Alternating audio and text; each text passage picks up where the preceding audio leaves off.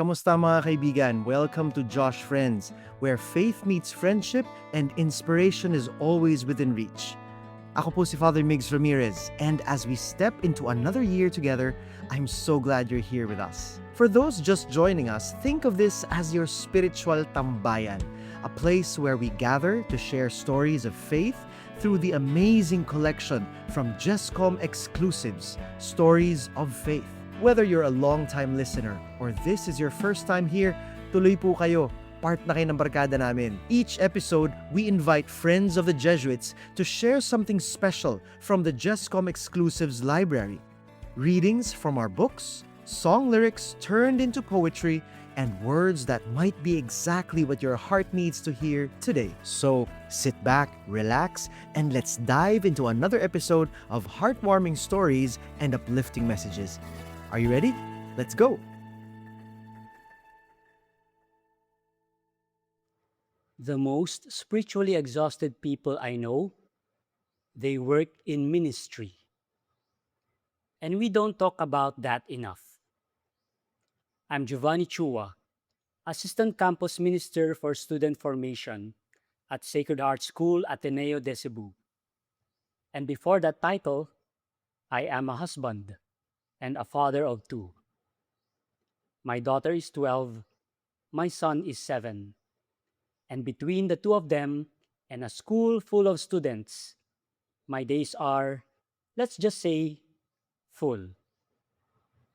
My work is formation, retreats, recollections, choir rehearsals, one-on-ones with students who are figuring out who they are.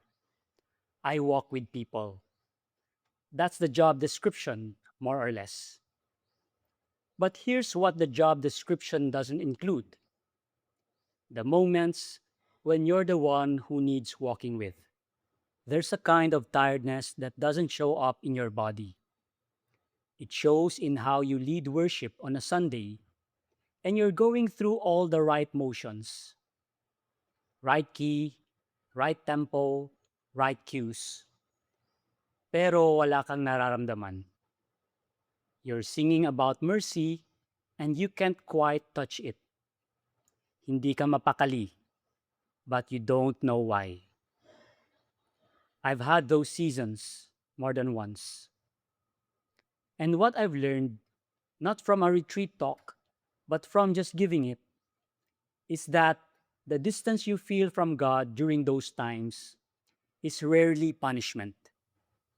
Mas madalas, it's exhaustion mistaken for absence. You pour out, you form, you guide, you serve, you go home, you parent, you show up again the next day. And somewhere in that rhythm, you quietly forget to let anything pour back in. And that's exactly where a song like Kind and Merciful finds you. It's from Himigaswita, composed by Father Arnel Aquino S.J., rooted in Psalm 130.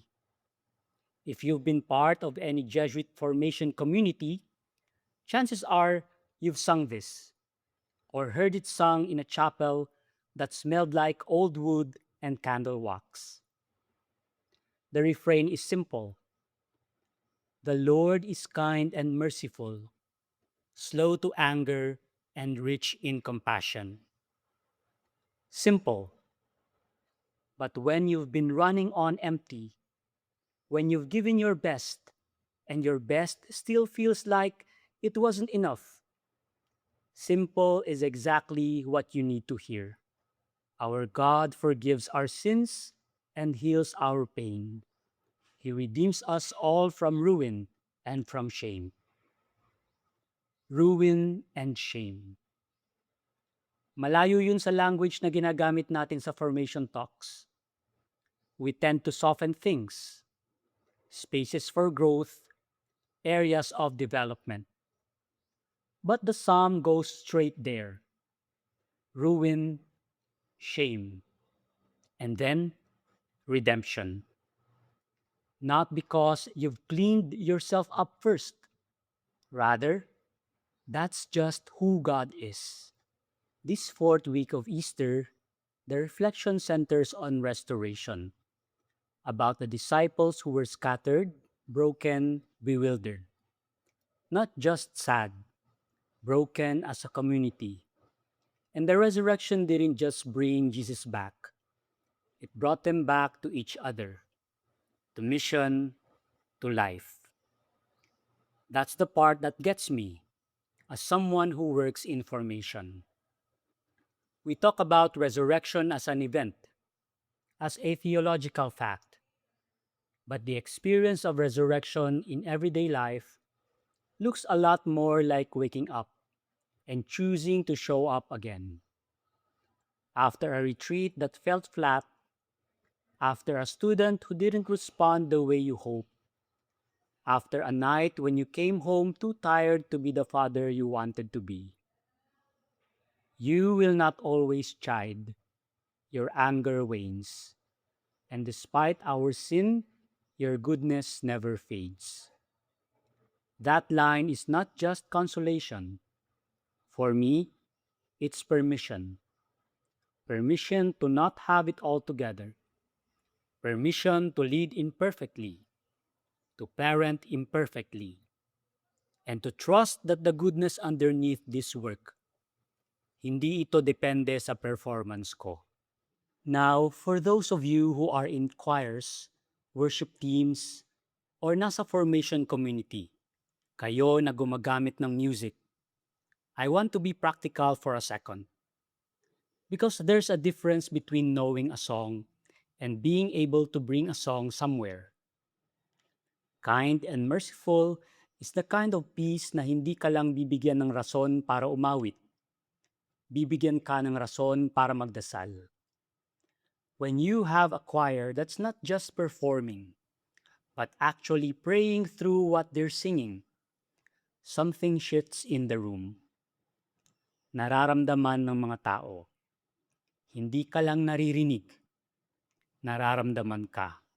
You can stream Kind and Merciful on Spotify, Apple Music, and all major DSPs now. Pakinggan mo na. Let it sit with you. And when you're ready to bring it into your choir, your rehearsal space, your community, the music sheet is available at jescom.ph/Josh.